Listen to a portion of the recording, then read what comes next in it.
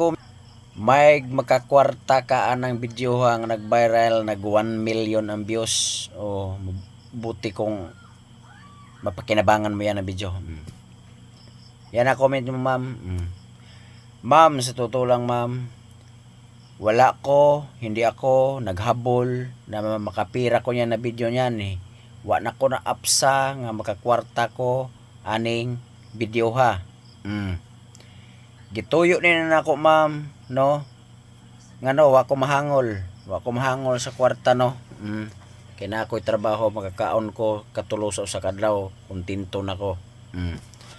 Gibuhat ko ni nga video, ma'am, ako ni siyang gipost good, gipost gyud ni para makonsensya ang naghimo og dautan o nagpatay sa bata nga si Bibi Ian.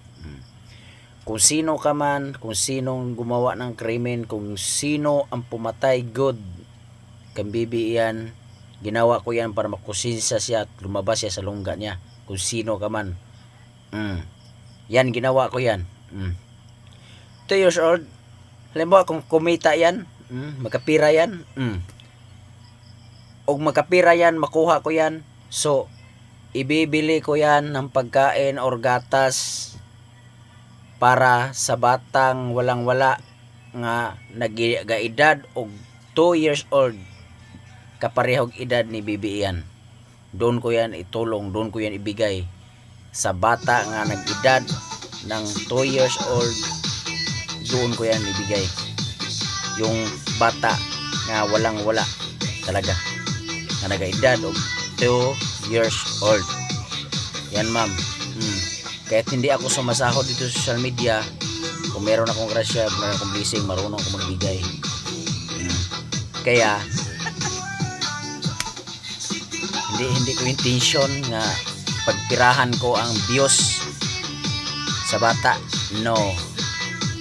Intention ko na makisaw-saw, na makipost, makisubaybay hanggat malutas ang justisya sa bata kay naluoy ko. Kaya usasag ko kaginikanan, ma'am, no? Yan ang tandaan mo. Ginawa ko to para lumabas. Pag lumabas na at talagang natukoy na kung sino ang salarin, tahimik na. Wala nang magpo-post. Hindi na rin ako magpo-post ng ganyan. Waray na. Hindi na ako mabablog ng ganyan. Pag lumantad na at lumabas na ang katotohanan. Yan lang. At salamat and God bless sa imong comment, ma'am. Thank you.